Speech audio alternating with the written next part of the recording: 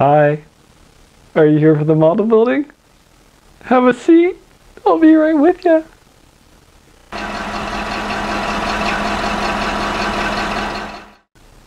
Hey, welcome back. In this episode, we are going to finish off all the exterior detail for this bed unit. Also had a little bit of an accident. We'll explain that one to you. In this episode, we're going to install the back of the panel. We are going to install the hydraulic tank. We're going to fill these holes. We're going to make new holes, and we're also going to bend the wires for the grab rails that go up to the cab. Alrighty guys, we have a lot to get done in this episode, and you know what that means. I will be wearing a lot of different shirts throughout the episode. So, remember this guy from last time? We went ahead and cut out a bunch of stuff and made some other things out of brass. And I took the liberty to make all of the parts that are going to go across, going to cover the back of it already. Because in the last episode we covered bending brass, we covered cutting brass, so got that out of the way. We will cover it again later, but there's really no need to do it for this episode. I also installed that little piece to block out the back of this, so when this goes in everything looks great. But you may notice there's a little something missing right there. You want to tell us what happened, Steven? Well, sure. So what happened is when we were cutting this out originally, I ended up, I think, cutting into this a little bit too much, and through all of the work that I was doing, I ended up applying enough pressure to this to crack it all the way through, and then sure enough it ended up breaking off the rest of the way right there. It's not a big deal. All I'm going to have to do is, when I go to install this part, just glue that back down in there, because that's all going to get puttied in anyways. So what are we going to do in this episode? Along with installing that, we're going to install the rear panels, and I'm also going to be relocating a bunch of items. First of which is going to be the fuel filler cap. In the end model, the fuel filler is not on the side of the gas tank. The fuel filler is up there on the top. So we're going to fill that hole. And then these two holes right here are the ones that were for the grab rail that was installed there. But again, these grab rails are huge. They look really out of scale. So we're going to replace it with 1mm wire. And those holes will need to be filled as well. And then we'll drill new holes for the grab rails. And then we'll bend the rails, then we'll glue on the back, and then I think we'll install the gas tank. So the first thing we need to do is fill the holes, and in order to do that and get the putty to stay in secure for a long period of time, the back of the holes need to be filled. Sure, you can just stuff putty in there and get it to stay in place, but you do risk it eventually coming loose and popping out, maybe even shifting a little bit. So I need to go in here and grind this out so that I have a smooth surface to glue the little plastic pieces to.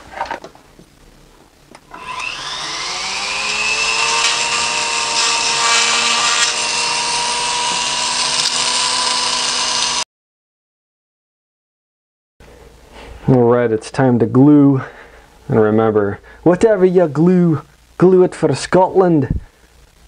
Before I put this piece in here, I'm actually going to give it a little bit of a pre-bend.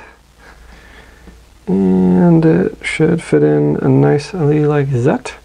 And it's going to close up the back of these holes, and then actually going to close the back of this cut that we made in there too. Because if you remember earlier, I said I wanted to deepen, we're making up words here, deepen the panel gap, just to make it look a little more realistic. And I'm going to putty this closed as well. Putty me. The glue I'm using is the medium cure, Instacure cyanoacrylate. Spread a little on the back here. Probably got some on my finger. I like this medium one because it doesn't set immediately, hence the medium. Oh, unless you glue it to your finger. So you're able to kind of mess with it a little bit beforehand. Just hold it in place. It's the pressure that binds it. It doesn't need to be perfect. Again, I'm just trying to create like a backing for something for my putty to go up against. Putty. Putty, putty. And then we need to get that little hole right there too. Just a little dot. Make a whole ton of it.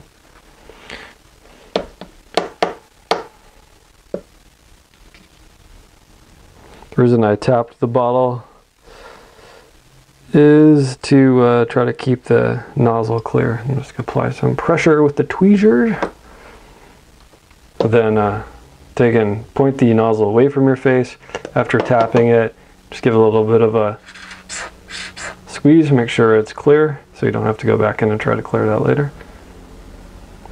When I was in middle school, I had found a little tube of that super glue, and I was goofing around with it, gluing stuff to things, you know, what you would do when you're 12 years old. And I went to close the bottle and had like a snap cap on it, and there was a little bit of glue around the edge of the cap. When I closed it, it got in my eye. Yes, I got super glue on my eyeball. I was able to wash it out in time, but the damage had already been done. I ended up taking a little bit out of my lens, which repairs itself, but man, it felt like I had sand in my eye for a week. It was not fun. The cool part though, when they go to figure out how you damaged your eye, they put this liquid in there that reacts to ultraviolet light. So when they were looking at the damage in my eyeball, it was, the stuff was coming out of my nose as well, and I had like glowing green snot. It was pretty cool, at least for a 12-year-old it was. Alright, we have some holes to fill. What are we going to be using? Putty. Let's go over some putty real quick. Two putties here. These are my two favorites. This is green putty. It is from Squadron Products. You can find it at pretty much every model shop. They also have a red version that's a little bit more heavy duty. And by heavy duty, I mean it's just grittier. And then Tamiya white putty. This tube has been through hell and back. As you can see, I've actually blown the back of it open. I do have another replacement tube, so I think this one's probably on its last legs. I threw this nozzle on here from another tube of putty, but it just keeps jamming up. It really doesn't work out. So in the future, I'll just use it as is. There are people who prefer the Tamiya gray putty. I haven't used that one yet. I think the white one's pretty good, and it gets such a smooth result. And it works well with polystyrene as well. But beware, both types of putty, if used on really thin polystyrene, will eat through it. So just keep that in mind. For spreading the putty, I'm going to be using an old X-Acto blade. I find that these work pretty well. The stuff dries quickly. It will create a dry skin on it, so try not to leave the tube open while you're using it, or you'll get a bunch of dry stuff in the end of it, and it's not going to be very useful. Just going to scoop out a little bit with the blade. I really need to get better lighting. Sorry guys. And we're just going to drop it down in there. Alright, so we're just kind of pressing it in. I don't want to smooth it off yet because putty shrinks, and so if I make it flush with the surface right now while it's still wet, it's not going to be flush when it dries. So I'm going to kind of tower it on there, and that's already dried, so clean the tip off. This blade is really dull. It's been through a lot. Alright, so while that putty is drying, let's go ahead and start detailing this hydraulic tank and adding all the various little things to make it look more detailed. So I got some new drill bits. I've seen these around on, I believe Amazon has them, and I've gotten them on eBay as well. I was previously using these type of drill bits. It's just your basic universal, probably mostly meant for wood and softer than metal type of things. I was able to drill in metal with these, but they're not as good, and as you can see, they have longer distances between the cuts that are in them. I picked up a couple sets of these. This is a multiple set, just showing you different sizes. This one's a millimeter, this one's 0.6 millimeter, and going down. But if you notice, these ones have a much shorter distance between the sections of the drill bit itself. And I find that that makes for a little bit of a better cut when it comes to harder materials. And I actually haven't gotten a chance to use these on brass yet, but when I was trying to use these to cut through the brass, it was just kind of dishing it out, and it was having a bit of a hard time, and ended up actually warping one of them. And I typically like to start with the pilot hole when I do smaller holes like this, and we will use that when we start drilling into the cast iron, or not the cast iron, but the cast zinc. But I'm going to try to see if I can get through the brass sheeting here and here with this type of bit. I've already got one mounted up in the drill bit, or the drill, so we'll give it a go. And this is just, we're adding holes so that we can later add the simulated grommet and bolt that's going to go into both of these spots.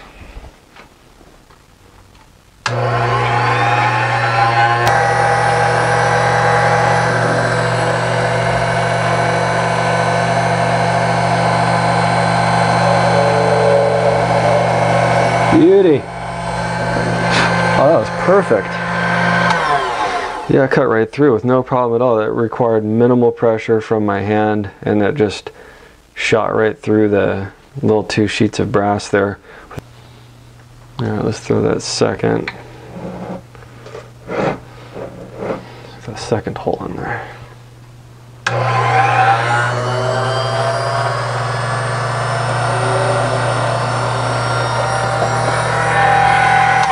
Sweet! So to create the illusion of a bolt, I'm going to use 1mm brass wire, and then to create that grommet, I'm going to use 1.5mm brass tubing. As you can see, it fits right in. It's a nice perfect fit, and we have the 1mm holes, so the wire will run through the hole, and then the little grommet that I cut out will slip down around, and then I will just super glue it in place. So let's cut the brass tubing here first. Just going to insert a little bit of it in there. Sometimes it flares the edge and it's difficult to get in later, so I just like to put it in first. Then take a basic X-Acto blade. I think that is about how much I want sticking out. And then just roll it. Don't push down too hard, because then you'll warp your blade and you'll make your little groove not as lined up as you wanted it to be. Just a few passes is really all you need. I don't want to cut into the brass wire. And then pop. As you can see, let's get some backing here. You guys see that? Just left a little ring on there. I was able to just snap it off because it already had a score in it. 407 grommets ago. That made no sense at all. And she doesn't want to come off, that's fine. Alright, so because that little lip doesn't want to come off, that's cool. Take and cut it right about there. Remember to cover the end so you don't send it shooting across the room. And then insert it into here, which is not going to be difficult at all because it's, 1mm. Oh, it's run away. And I'm going to do this fidgety part and I'll bring it back when I'm done. So the first one was rather difficult, trying to get that little piece of wire with the grommet on it in that hole. It was a royal pain in the neck. So what I did for the second one is I left the wire intact, put the grommet on the end, and then slid it down through from the top, and then super glued it down, and then I'll just flush cut it on the bottom, and then we'll take a file and grind the bottom flat. That was a much easier way to do that. First way was a pain in the neck. Alright, now it's time to move on to creating the filler neck for the hydraulic tube, or for the hydraulic tank. To do this, I'm going to utilize 2mm brass tube. So we need to make a hole for that. I'm going to use the 1mm that we already have in the drill to create the pilot hole. Then we'll come back with the 2mm bit and we'll finish the hole off.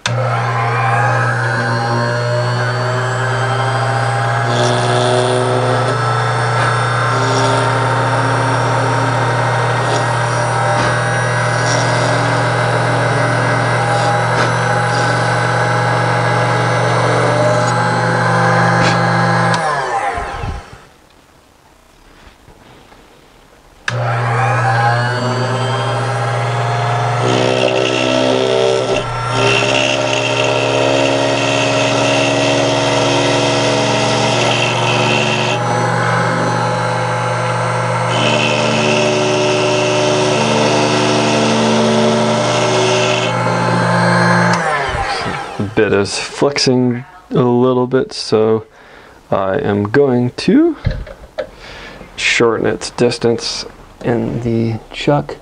Oh, that's as high up as it goes. Just so that it has less room to flex. The problem when you're cutting into, there's probably a flathead style bit that would work better for this, but this is what I got. Oh, almost forgot safety glasses.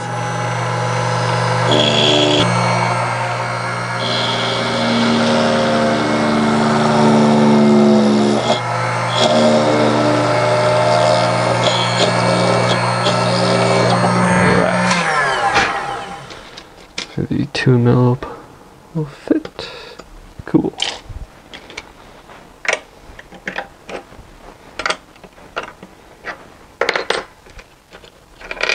Radio.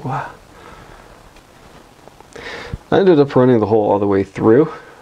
And the reason I did that is so that it would keep this a little bit more stable when I go to solder everything in place. But right now what I need to do is mark my cutoff point.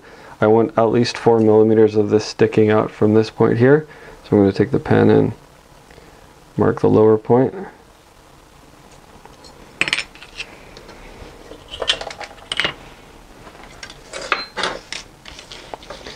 Then measure.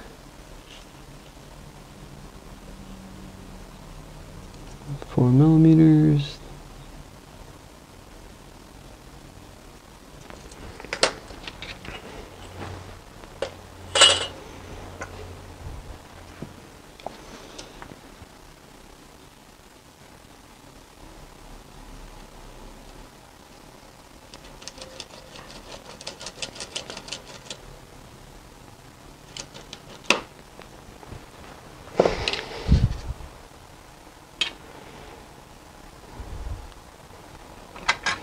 Then let's clean the top of that up. It didn't cut perfectly flush.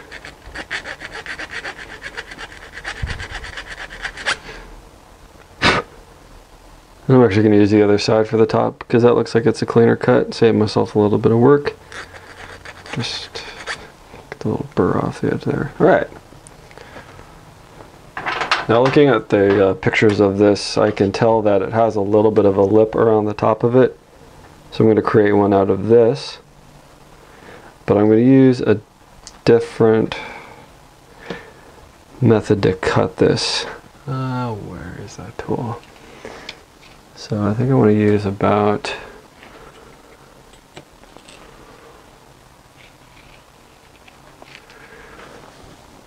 about 2 millimeters of lip on this.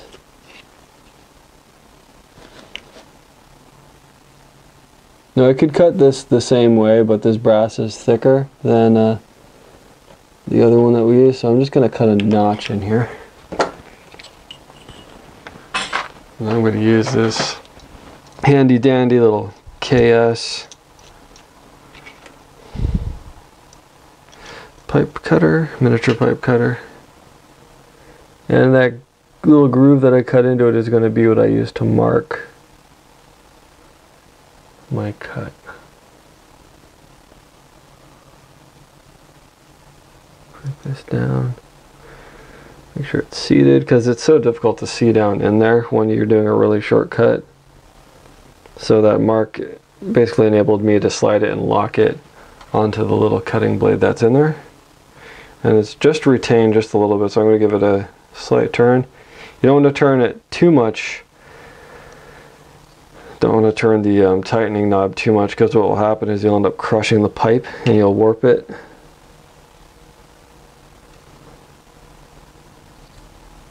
I think it slipped too, so this might not be the right size. We'll find out.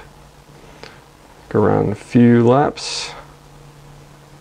This doesn't create a perfectly flat cut. It has a little bit of a bevel to it, which I won't mind for this because it will add a little bit of detail.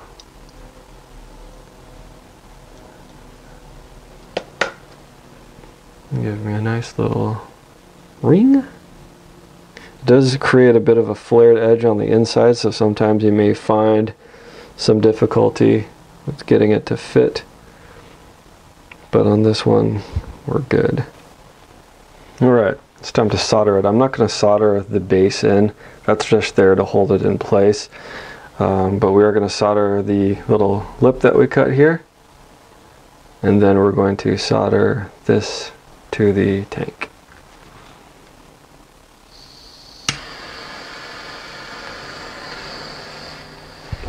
Turn the temp down kind of low. Get my wire ready.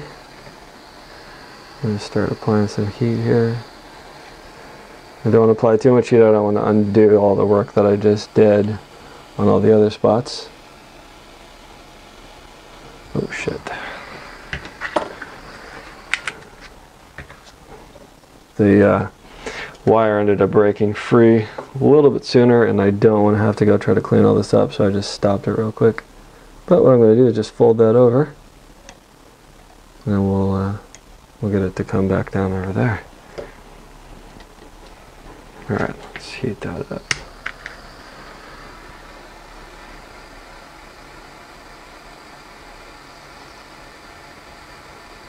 Remember earlier in the series, I did a high temp solder on the side caps.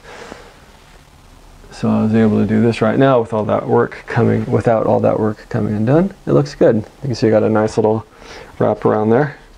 Now let's solder the collar on.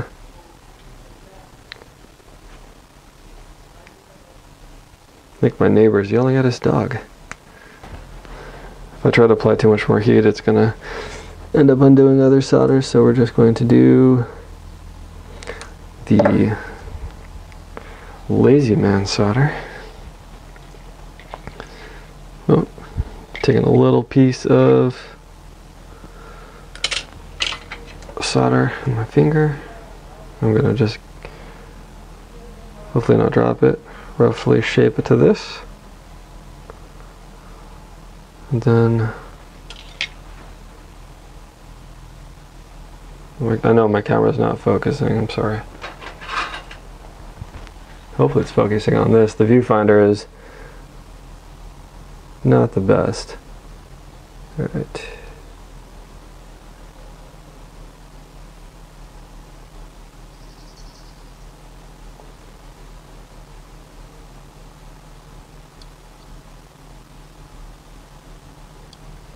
Scheiße. Stay there. Had some coffee this morning and got the caffeine shakes. Alright. I think I burned off all of our flux. So I'm going to add just a dab there. Get that to melt down and around. Remember, the solder goes where the flux is. The solder. Let's try it again.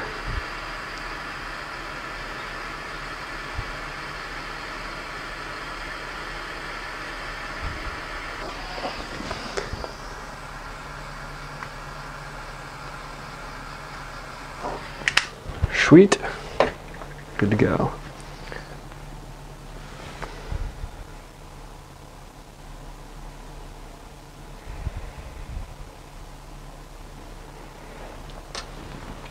All right, it's one of my favorite times of the day. New tool time. This is a punch block. I got this on the eBays. I think it's about 40 bucks. It's a nice solid chunk of, I hope, stainless steel.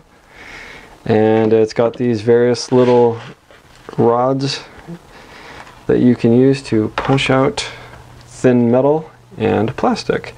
For the longest time, I've been trying to figure out how to get small circles of plastic, or how to cut small circles of plastic.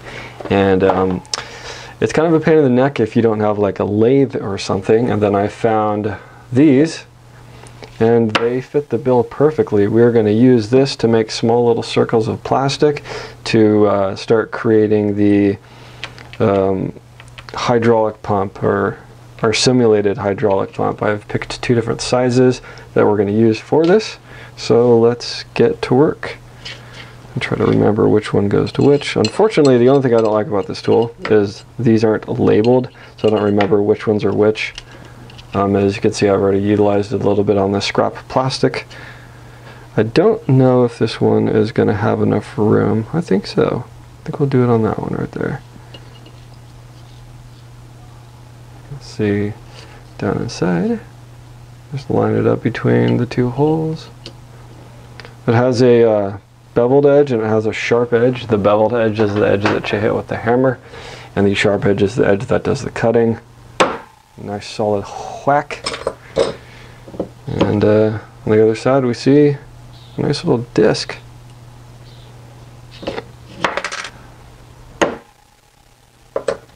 Make sure you hit it square.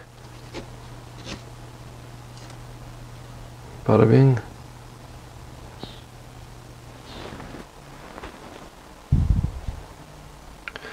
Alright, so this tool, or punch tool, is nice and greasy, which is the way I want to keep it, lessen the chance of corrosion. So we're going to need to clean this, and then I want to clean the spot before we super glue this on there. So we're going to use a little bit of rubbing alcohol. It's very similar to rubbing alcohol, but this is used for rubbing instead of rubbing. So you get the two mixed up, it might not work out too well. So apply a little bit, huh? Gotta clean that off. Let's clean this spot. A little dot.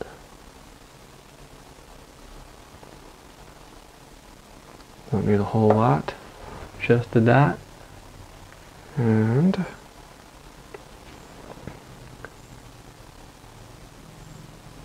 set it on there, push it everywhere I want it.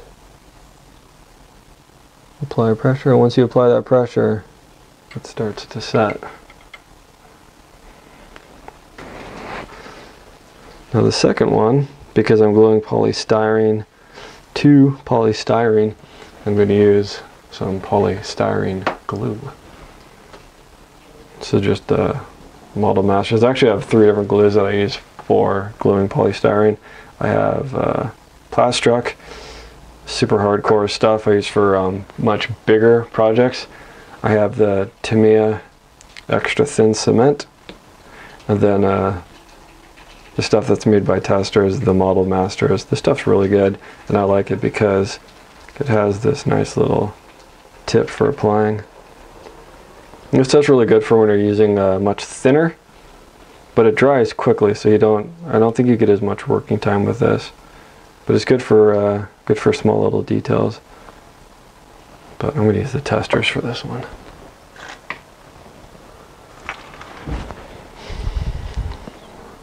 Let's apply a teeny little drip.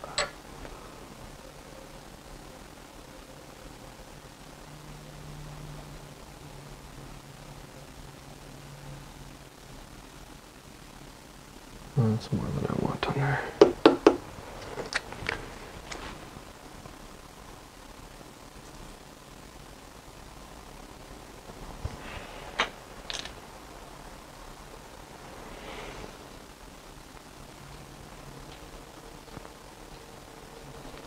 Stuff's nice because you get a little bit of working time with it, but like super glue, once you press it down, it starts to go to work, so make sure it's where you want it.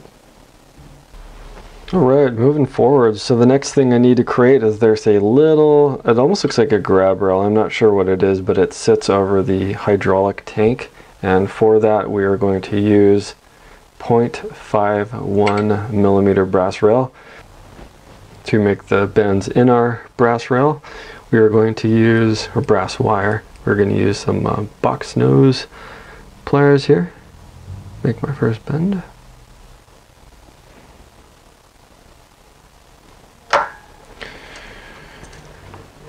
And then let's eyeball up the next bend. So that's where it's going to be. Next one right there.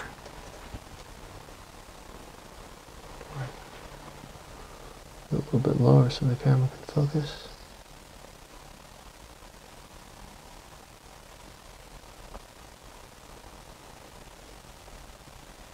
Straighten it out.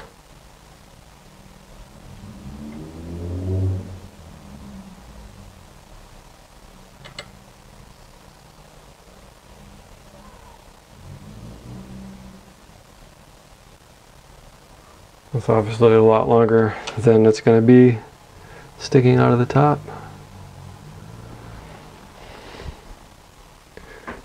Measure and make sure that I'll be able to line my holes up. If only there was a small tool that was designed for grabbing small things.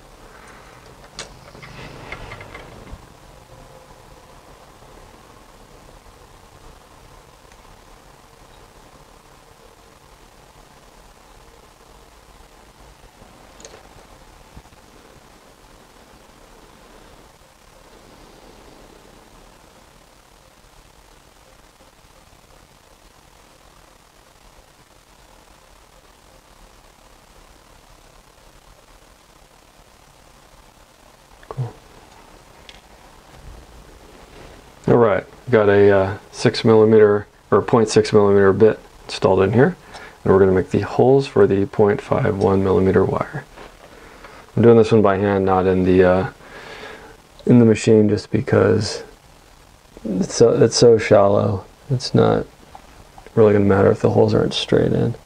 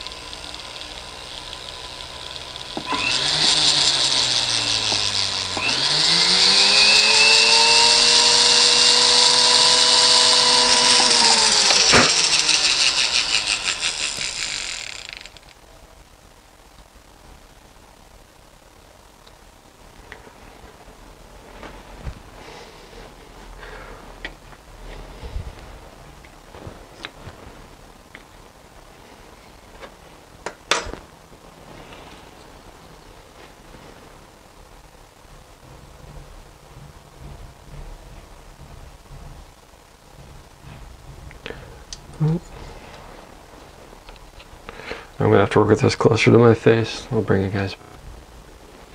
Alright, got a 6mm or 0.6mm bit installed in here, and we're going to make the holes for the 0.51mm wire. I'm doing this one by hand, not in the machine, just because it's so shallow. It's not really going to matter if the holes aren't straight in.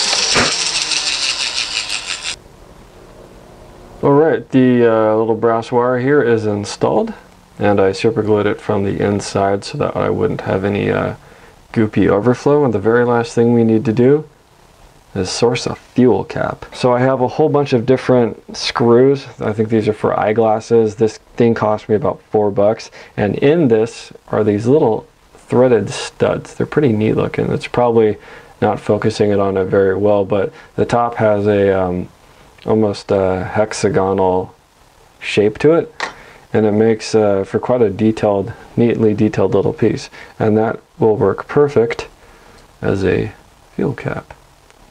So I'm just going to super glue this in, slide it out a little bit, and take our glue, apply a dab to the threads. It's almost a perfect fit inside this 2mm tube. And pop it in place, let that cure, and we'll have a nicely detailed piece. And that's pretty much it for this piece. There's really nothing else that I need to do to it. So we'll set this to the side and we'll bring it back later when we're going to install it.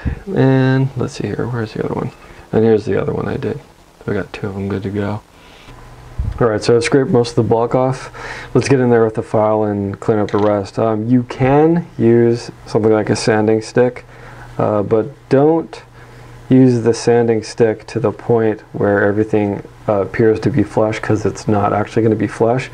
These sanding sticks are backed with a little bit of foam, and what happens when you press the foam into a depression is the foam kind of goes down into that depression. So it may look flat, but it'll actually have a slight dip to it.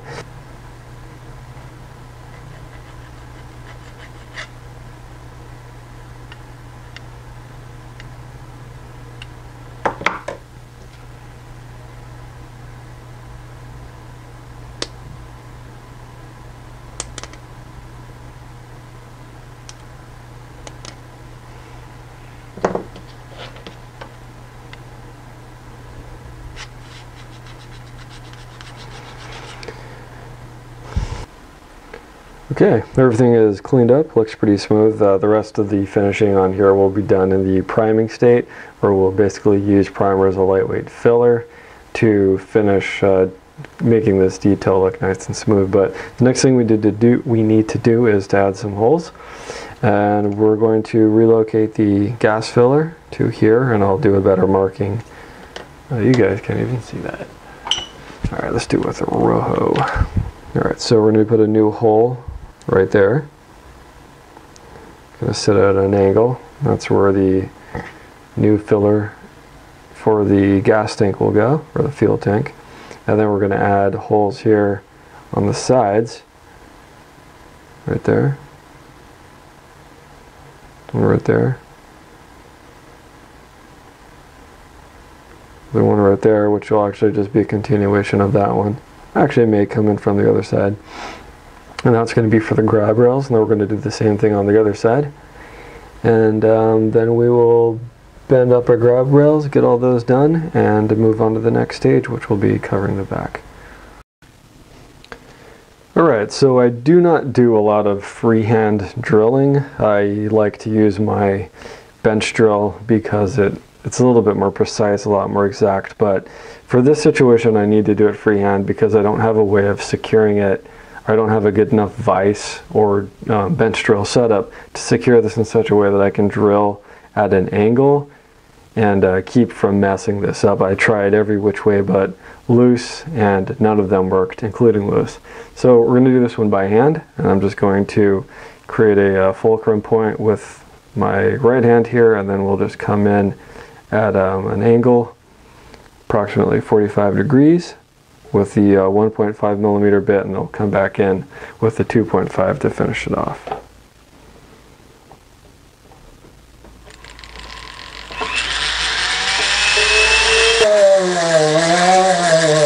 Yeah, it's not even cutting. Alright, let's change our tactics here. I'm going to put a smaller bit on one of those better ones that I have, and we'll start a smaller pilot hole, and then we'll come in with this one because we are just wasting time. Alright, let's continue where we left off. I've put on one of the 1 mil version of that better style drill bit that I have, and this will drop right down in. We might as well go at an angle, keep it easier for the next one. Look at that, like butter.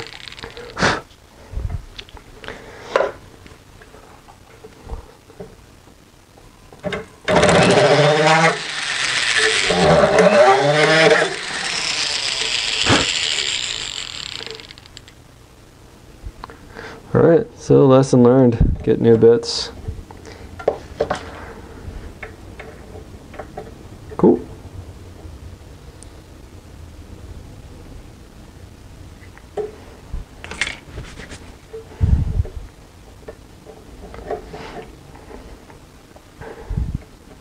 So that will have to get glued in place, but it's not going to stick out very far, so it's not going to need a whole ton of retention.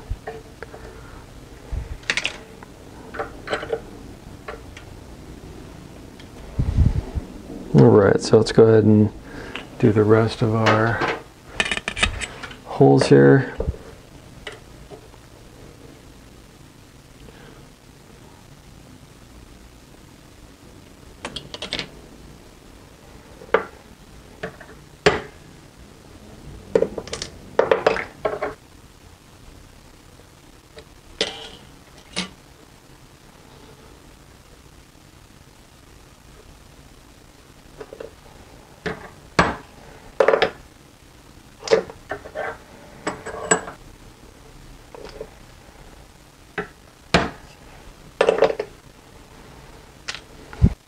Right, so the size wire that I'll be using for the grab rails is 1 mil. 1. So let's make some 1 mil holes. Again, I wish I could mount this up in my press, but unfortunately I don't have a vise that does this sort of stuff very well. Well, I should say I have a vise that works well, but I don't have one that can grab onto a shape this odd. It's got a lot of undulations in it, so there's really no way to get like a nice stable grab. So I'll be doing some more hand drilling. But because it's for rails, it doesn't really matter, because whatever's sticking out I can tweak to straighten if it's not perfectly straight. The thing I'm most worried about would be breaking a drill bit, so it just requires me to be a little bit more smooth.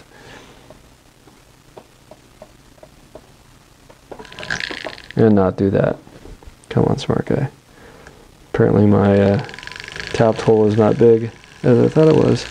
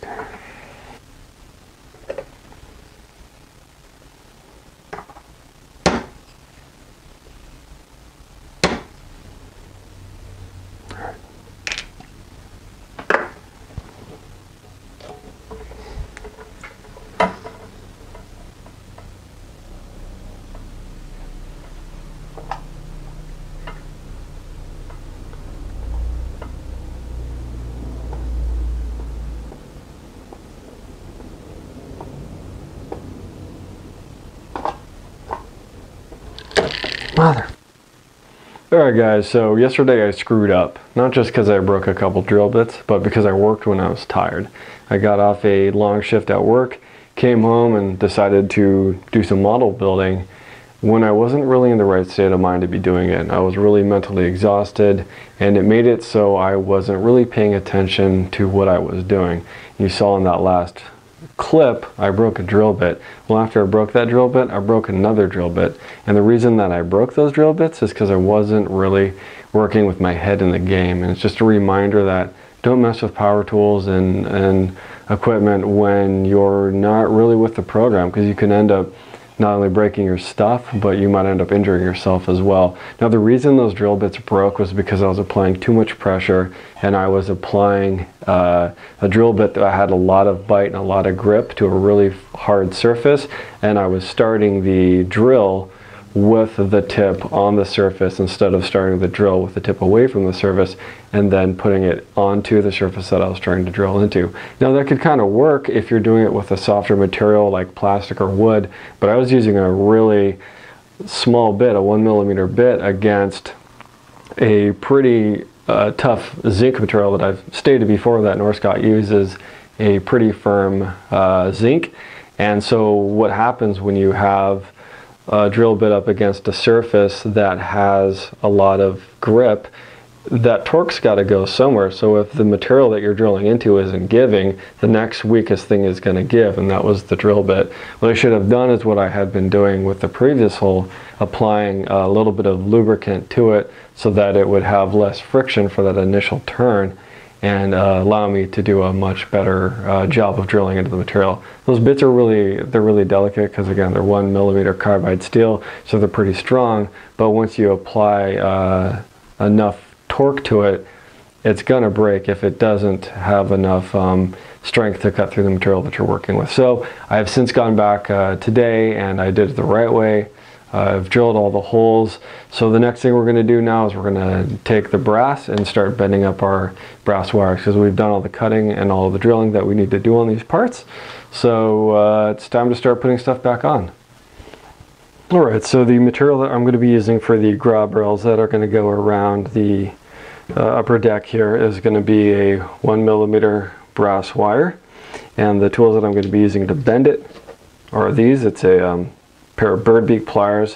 One side of it is a round beak and one side of it is a square beak, which is going to allow us to get some nice round bends as well as square bends, which actually, because of the fact that this is a relatively thick wire to be bending, I'm just going to do these square bends, which will actually create a round bend. You're not going to get a perfectly square bend on this. And I also have a pair of box nose pliers that I may be using as well. So let's get something to start marking our wire with. Let's go with, sometimes I like to use a wax pencil, also known as like a coloring pencil, but for this one we're going to use a nice trusty Sharpie. So the grab wire is going to be as wide as this box right here. So let's make our first bends. And actually the first bend I'm going to make is going to be the one that goes in. So let's take this. And these pliers that I'm using right here are actually a orthodontic lab tool. It's what you would use to bend wires for retainers or those partial dentures. And that's actually where I learned to do wire bending. One of my first jobs, I worked in an orthodontics lab, and I bent wires for all sorts of appliances. It was fun at first, but it got boring. It was the same thing all day, every day, which I think is every job, right? Okay. Alright, so we've done one part of our two-part. I think I might need to cut that down a bit. Ooh, come here. This must be exciting. You just see my hands moving around. I'll shave a little off the end here. Just a bit off the top, barber. Splendid. Okay, so this is a two-part rail process. Once I get this back in here. Come on. Stop being stubborn. Nobody likes a stubborn wire.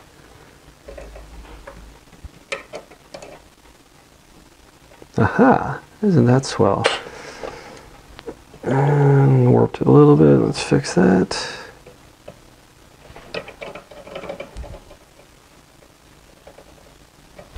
Alright, so now it's time to make part two of this, and that's going to be the piece that comes out of here, bends up, and then gets soldered to here. One other thing I didn't mention with these, so it does a nice flush cut on one side.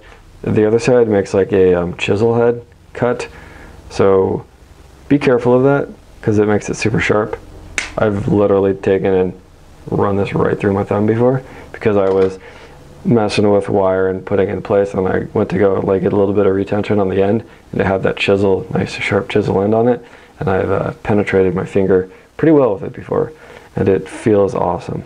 Like if you've ever poked yourself in the thumb with a needle, it doesn't compare at all to poking yourself in the thumb with really dirty 1mm brass wire.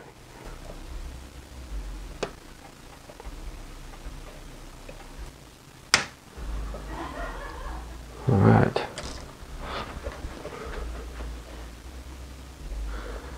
Needs to just get bent back just a little bit more. Cool. Now it drops directly on top. And we're going to solder that bad unit. Okay, so we're going to try to solder this with a torch. When I say try to, I have experience soldering brass wire with a torch. But my big concern here is that I've got the putty in these holes, which I probably should have waited till after the soldering process to put the putty in there. So If it looks at all like this is going to catch on fire, get screwed up, then we're going to go with the soldering iron method. I'm choosing to try to do the torch over the iron because I don't have the patience for soldering iron, and the torch is much quicker. So we're going to go on low temp because it's thin wire, directing the heat this direction, away from the model itself. I'm going to start my heat at this corner here, and then as it starts to, actually, you know what, no, let's be a little smart about that. I'm going to heat here, and then that heat's going to spread across and hopefully make its way to this lower piece as well, and then we're going to apply our solder. And remember, I said before, you don't want to apply your heat directly to the flux because you'll just catch it on fire and basically it doesn't do its job.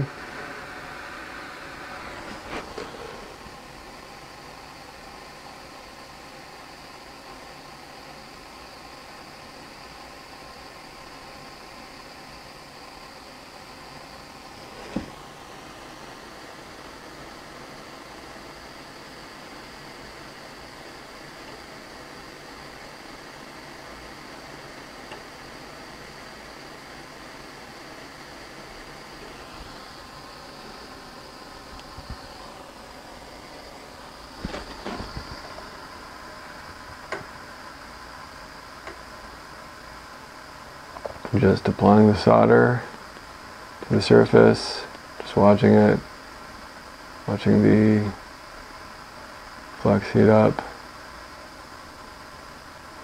Just very gentle, light amount. All right.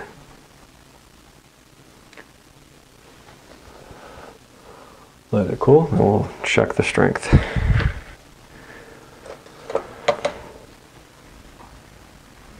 Alright, we're just going to give it a little light knock with the tweezers here. And that was not enough solder, so let's do it again. So I realized actually that it takes just about the same amount of time with something small like brass wire to get to heat as it does with the soldering iron, so let's use the soldering iron for this one. Okay, I've already lost my patience for the soldering iron. Back to the torch. With a pencil? What are you going to do with a pencil? Alright.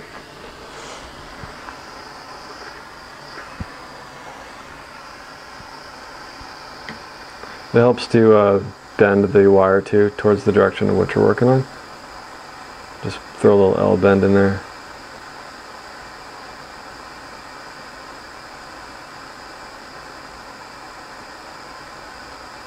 Still heating up the metal. Both pieces have to come up to temperature.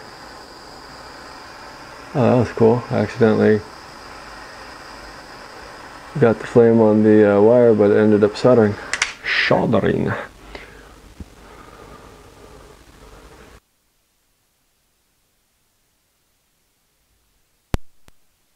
We're doing the second one, and I'm not gonna, I might not film the entire process, we'll see. But I'm gonna show you guys some shortcuts. So if you're duplicating, you're making multiple pieces. Now the most important thing to me is that these are both as identical as I can possibly make them. Now when you're hand building stuff, making stuff super identical is quite difficult, but you can do a pretty good job of it. So I am now comparing it to the other one for my bends. Shot spot. Wait, hold on. Okay. Sorry, I have a bad habit of like taking this away from the camera and doing the part that you guys probably want to see and then bringing it back after I've done it. I apologize for that. What else did Steven do? Can you guys tell what I just did? Because I'm a freaking moron. Come on, Steve-O. I'm supposed to do that bend, not this bend. Jesus, Steven. Okay. No harm, no foul. This one will get saved. I'll just clip this off and use that for my lower piece. Talking, blabbering, and not looking at what I'm doing. So I'm just going to cut this right here, and then we'll use this, cut it flat side. This piece won't go to waste, it'll just get used as our outside piece right there. Alright, so let's try that again, this time with paying attention. So speaking of making things, my fiance made me an awesome sandwich. Look at that, homemade bread. What? That was a delicious sandwich, folks. I did not realize how hungry I was. Okay, so I have, through the power of magic, finished this piece and it is installed, and now we are going to take our little bit of leftover and we're going to create the last part of this. Mark it with a marker.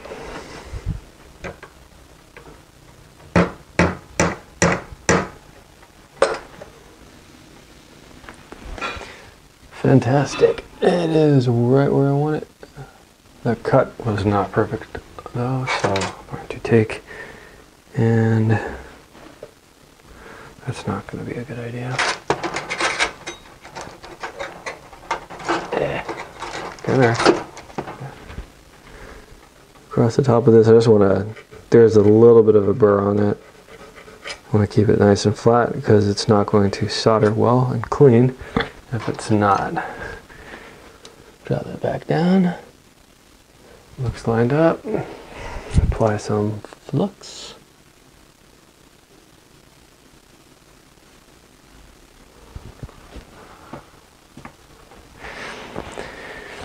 And let's solder.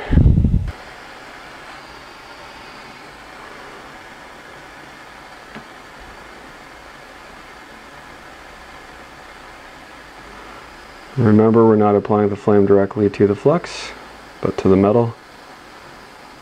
I'm not trying to heat the flux, I'm trying to heat the metal.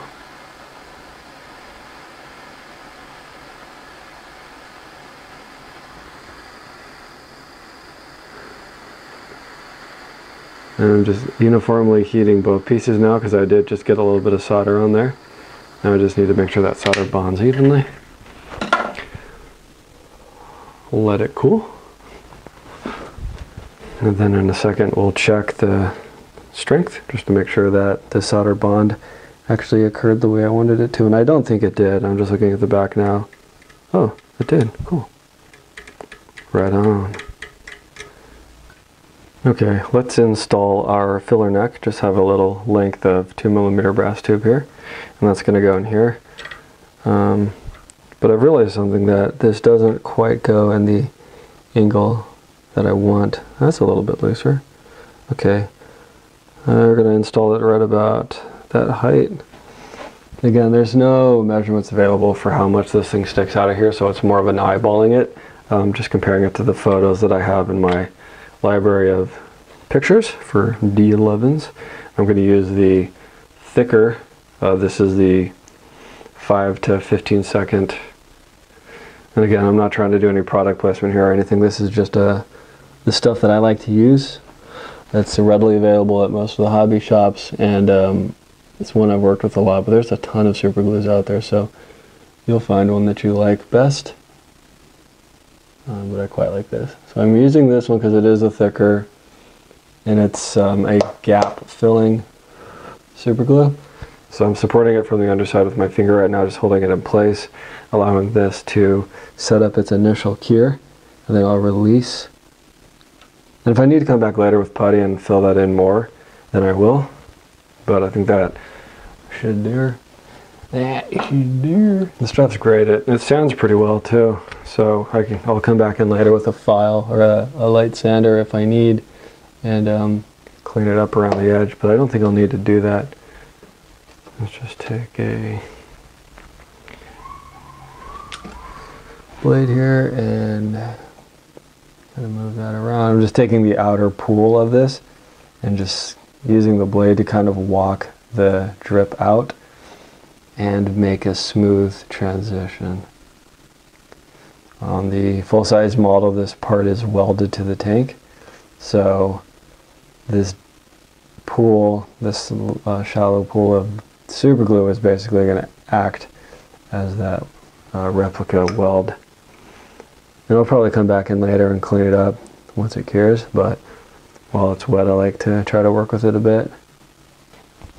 Okay, I'm going to use the slower glue again, and I'm not applying the glue to here, I'm going to apply the glue to this. Oh, I'm going to apply the glue to space. I'm going to apply it to here because this is the smaller of the two pieces, and there's no point in putting glue on a place that's not going to get a piece glued to it. So just a little bit around the edges there. And I don't have to go along these edges with body filler either, because again, referring to the full-size model, it's quite evident where they weld these together at the factory. It has some very obvious lines, so this will just help add to the realism. Alright, let's glue that on.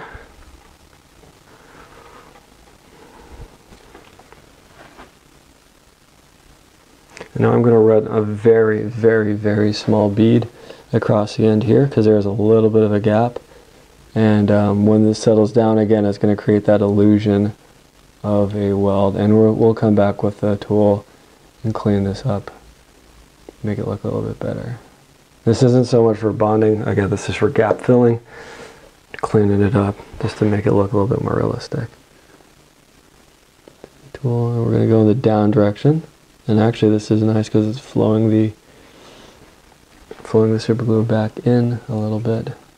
Let's get this off the surface.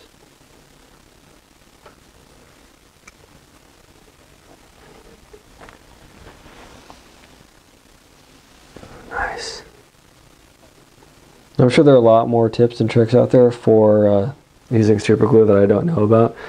If any of you guys watch the Tested channel with the great Adam Savage, who is a heck of a role model when it comes to making things, building things. That guy's got a lot of knowledge on that. Alright, so the next piece is going to go over here, but we have a little bit of, we've got some soldering to do. And it's going to fit over the middle like this. But there's two little loops that we're going to solder onto the top here. And so I'm just roughing up the back of these loops. Tiny little guys. Okay, so both of these are going to go on the corners, right? Let's rough it up. This helps clean the surface, gives us a little better retention.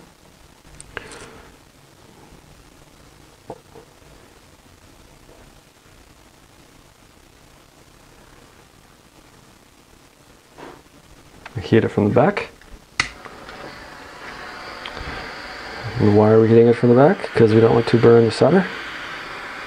We don't want to burn the flux. Let's change hands. Ambidextrous soldering here. Heat from the back, wait till the flux starts to boil like butter in a frying pan. That's not working as well as I thought it would be. Let's blow the heat away from my fingers.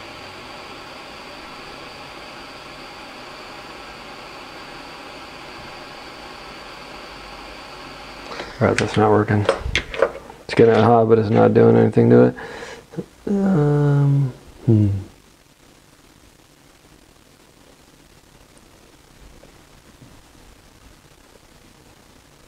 Because we have it in the vise, remember the vise is taking the heat away, which in some situations works great, but in this situation I think is working against us. I'm going to try one more thing here, a little bit different method. And if this doesn't work, we will take a different approach. So I'm just taking a little bit of solder and I'm creating a little 90-degree piece, and this is the method I call the lazy man's soldering. That's way too much solder. Get about half that.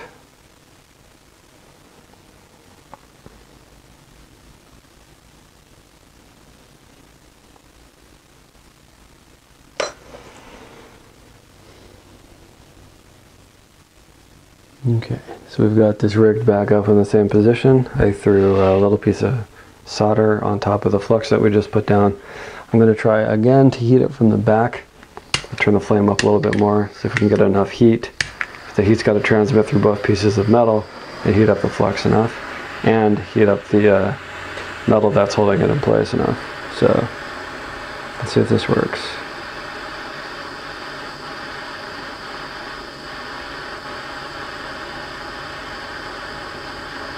Get some result. Let's see if it'll flow. I don't think it's flowing in the direction I want it to.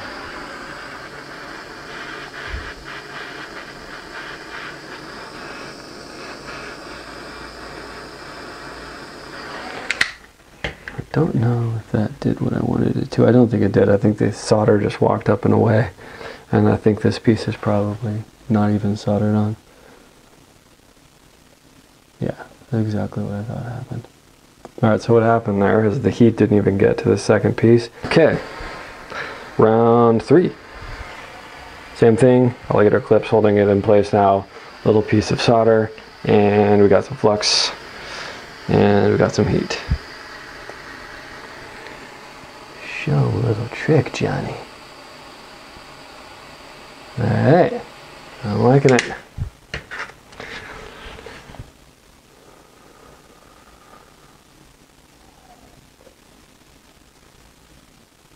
This is more of an aesthetic piece. It's not going to do anything more than give us some added detail to the model. It's a piece we could have left out, but then it would have been that much less detail. Swell. Oh joy. Cool. That worked great.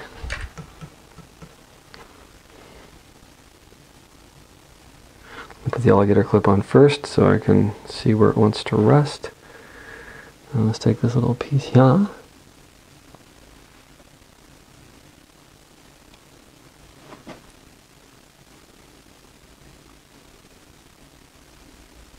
Slide it to the end.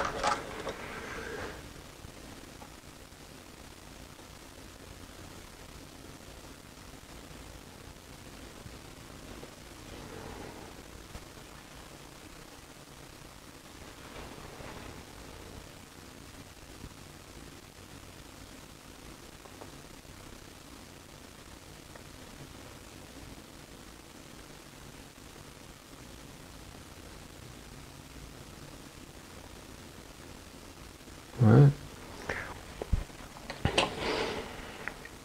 Let's give some heat.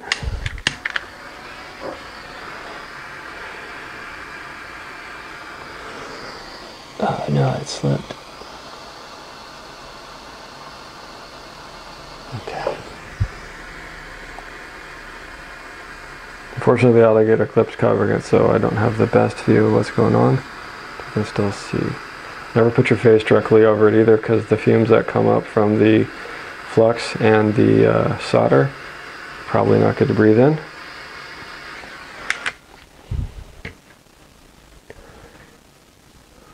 Oh yeah, that's gonna be good. I can see where the solder went around the back.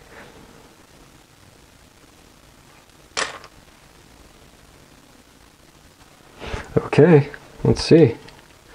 Looking groovy. I think that one moved a little bit when I soldered it. When I soldered this one, so I'll fix it in a bit. But it looks good. There's a little bit of overhang here. I'll trim that off later. But I'm very, very satisfied with how that's going to look once I glue that in place.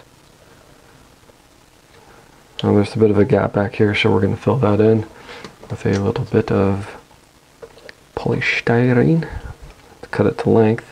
But that'll go in there and it'll fill this gap actually pretty much perfectly. And I'll show you guys the other one. It's already finished. I did this one first. Basically helped me figure out how it had to be done, but you can see it all works out pretty well. Okay, so since the last scene, we've done some things to the office. Ta-da! I've extended my workbench another 30 inches so that I can take and place my lovely bandsaw in a place where I can actually use it. Prior to this, it had been sitting on the ground next to this workbench, getting absolutely no use, which is a complete waste of money, complete waste of the reason why I got the bandsaw in the first place, was to cut brass and other things when I need it on the fly, and it sitting on the ground was doing me no good. So I took a week off from filming and doing all this stuff, and I knocked out an extension to the workbench. It's just another table that I built out of 2x4s. I'll show it to you guys here. Nothing exciting, no major feat of engineering here, just simple ass table. And it's a little bit off this way only because I have this little carpet on the ground, and it's allowing it to drop down a little bit further than it is over here because the carpet is under the legs. And yes, that is a mess under this workbench. That is the next thing to get cleaned up. So continuing where we left off, not much has been done on this other than I added this little piece of plastic down here, and that is going to go under the back of this plate, and that just adds a little bit of depth to the detail. On the full-size model, this part sticks out a bit more, so I needed to do a little improvising to take up some space, so I just utilized some scrap polystyrene, put it in there. So let's apply this here.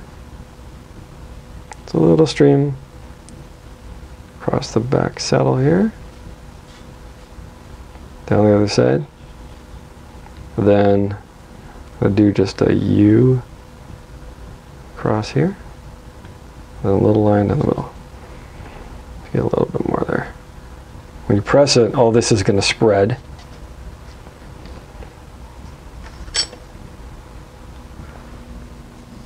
Line it up. Get a little bit of working time with this, so eyeball everything in place, make sure it's where you want it, and then once you apply the pressure, it's go time. Use the bench to help me apply pressure to the back there, and then I'm using my fingers to apply pressure in the rest of the spots.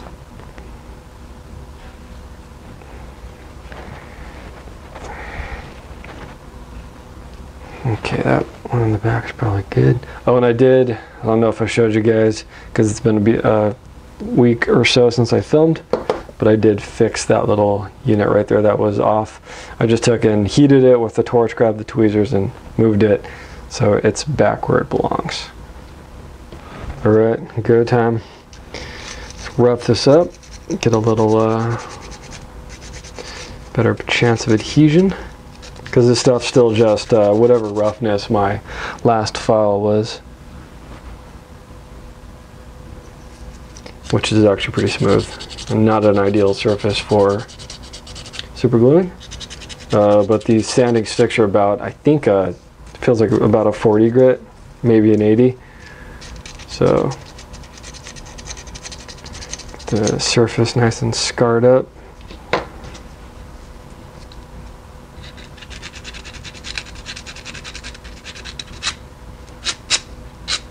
I like to do like a crosshatch pattern if I can. Let's see, and then that part on the outside is going to be in contact with putty. I think that's how Steven Seagal would say it. Prep the surface for the putty. I actually kind of like Steven Seagal. I know he's a bit of an ass, but I kind of like him. Alright. Sure those are all contact points.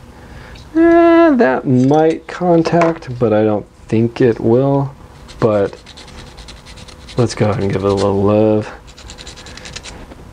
Okay, putty time.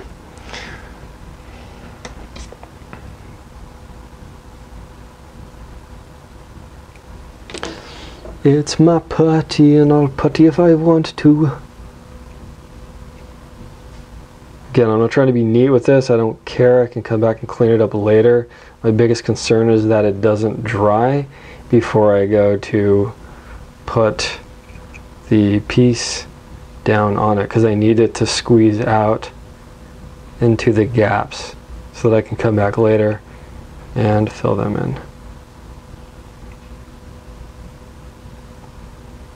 It's softer than the metal, so cleanup is going to be easy. Cap it. Well, it's not going to be easy, but it will be easier. And then apply glue to that surface, glue to that surface, though I don't think it's actually going to touch. And glue to this surface. And carefully guide this in. Pop it in place and press everything without gluing my fingers to the model.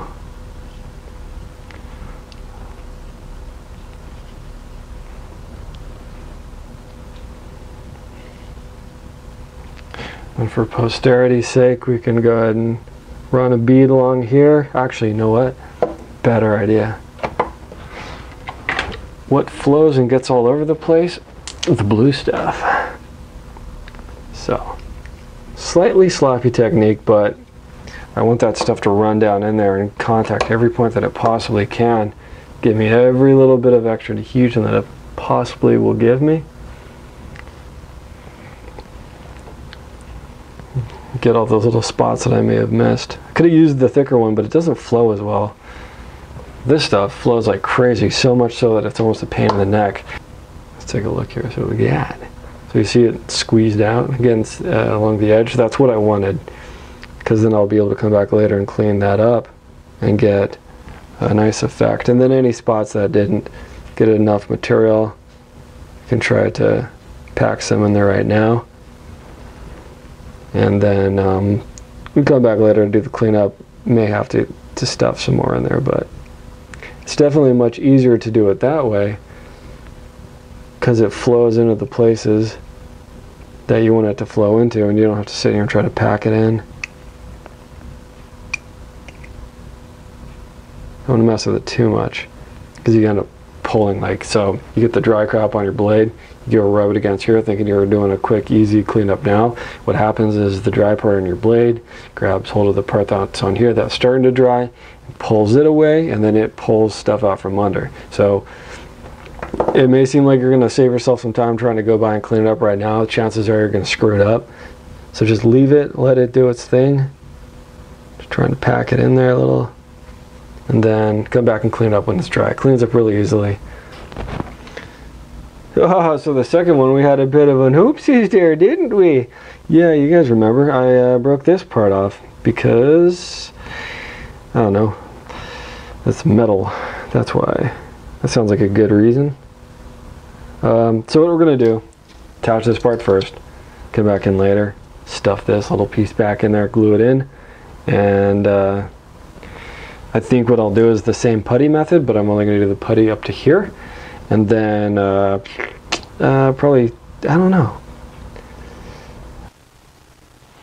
Alright, so this one's going to have a little bit more work to do on it. This is the one that had the piece that broke off. And I think I actually might keep this model for myself and sell the other one. I think this one is going to be decent, but not as good looking as the other one. I don't know, I'll figure that part out at the end when we're finished with these. But for now, I went and put some more putty on here and cleared out some of the other junk that I put on the first time, so I could just start building up layers so that I can get a nice clean even result at the end, and then just put some more putty on that hole we filled over there because it did get some shrinkage. And I think I cleaned this up a little bit, and then I cleaned that up a bit. I'm going to go back and do more on it, but I'm going to set it to the side right now and then start working on this one. So we got to first go and clear out all the excess putty that's on there that we don't need, and to do so I'm going to use an X-Acto blade here and just go against the edge, and then in between these various little bits of non-slip, and then also take like a dental tool and then get in there and clean that out. And then going around the edge here, I will use small files and sandpaper to clean all that up. It'll make for some pretty boring viewing material, so I'll bring you guys back once I get it done. Alright guys, I'm going to go ahead and wrap this episode up. There's not much left to do on these as far as finishing all the putty work that we've been doing. It makes for pretty tedious, dry material to just see me sanding and scraping away at little bits of putty. So I'm going to get these finished up, and I'll see you guys on the next episode. In the next episode, we are going to be figuring out the cab situation. I've got some ideas and some cool things that might get to happen, like possibly opening doors, though I can't make any promises. And we're also going to do the interior, so we can basically tie up all the work that we've done over the last couple episodes and get this one module of the model complete. And then hopefully in 2 episodes we'll be able to move on to doing the rippers, which I think is going to be a pretty fun part of the project.